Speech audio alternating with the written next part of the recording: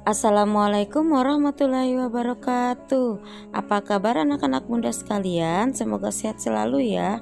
Kita lanjut pembelajaran tematik kita di tema 8 subtema 2. Silakan disimak penjelasan-penjelasannya ya. Pembahasan tematik kita hari ini yaitu yang pertama adalah tentang jenis usaha ekonomi yang dikelola kelompok, dan yang kedua adalah menyajikan informasi usaha ekonomi yang dikelola kelompok. Pembahasan yang pertama adalah BUMN atau Badan Usaha Milik Negara. 1. Perusahaan jawatan atau perjan. Perusahaan jawatan perjan adalah perusahaan negara yang bertujuan memberikan pelayanan kepada masyarakat dan bukan semata-mata mencari keuntungan. Contohnya adalah perum penggadaian. 2. Perusahaan umum atau perum. Perum adalah perusahaan negara yang seluruh modalnya diperoleh dari kekayaan negara. Perusahaan umum selain bertujuan melayani masyarakat, juga mencari keuntungan. Contohnya adalah perusahaan persero atau PT. Yang ketiga adalah perusahaan perseroan atau persero. Perseroan terbatas adalah perusahaan negara yang modalnya terdiri atas saham-saham. Jadi, modal persero belum tentu seluruhnya dimiliki negara. Contohnya PT PLN dan PT Garuda Indonesia.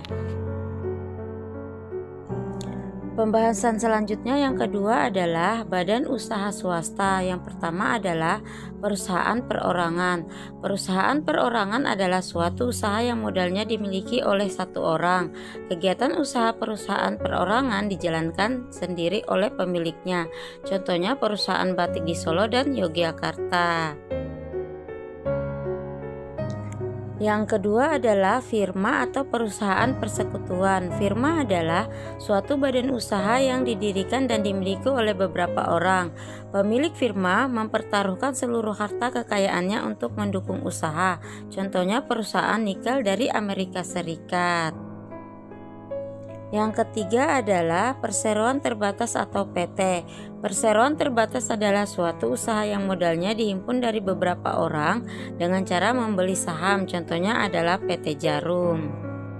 Selanjutnya persekutuan komanditer atau CV. CV memiliki dua macam anggota, yakni anggota aktif dan anggota pasif. Anggota aktif bertanggung jawab penuh dengan mempertaruhkan seluruh kekayaannya, sedangkan anggota pasif hanya terbatas pada sejumlah modal yang ditanamkan dalam persekutuan komanditer. Contohnya CV Purnama Jaya Persada. Pembahasan kita yang ketiga adalah tentang koperasi. Koperasi adalah badan usaha di Indonesia yang sesuai dengan Undang-Undang 1945. Koperasi didirikan atas dasar usaha bersama dan berasaskan kekeluargaan. Jenis-jenis koperasi yang pertama adalah koperasi konsumsi, yaitu koperasi yang menjalankan usahanya dalam bidang penyediaan barang konsumsi yang dibutuhkan oleh anggotanya. Contohnya adalah menjual barang-barang pertanian. Yang kedua, koperasi produksi, yaitu koperasi yang menjalankan usaha dalam bidang pemprosesan bahan baku menjadi barang jadi atau barang setengah jadi. Contohnya koperasi hasil kerajinan. Yang ketiga adalah koperasi pemasaran, adalah koperasi yang menjalankan kegiatan penjualan produk jasa atau produk jasa anggotanya. Contohnya koperasi sekolah. Dan yang terakhir adalah koperasi simpan pinjam, adalah koperasi yang menjalankan usahanya dalam bidang pemupukan simpanan anggota untuk kemudian dipinjamkan kembali kepada anggota yang membutuhkan. Contohnya adalah koperasi serba usaha.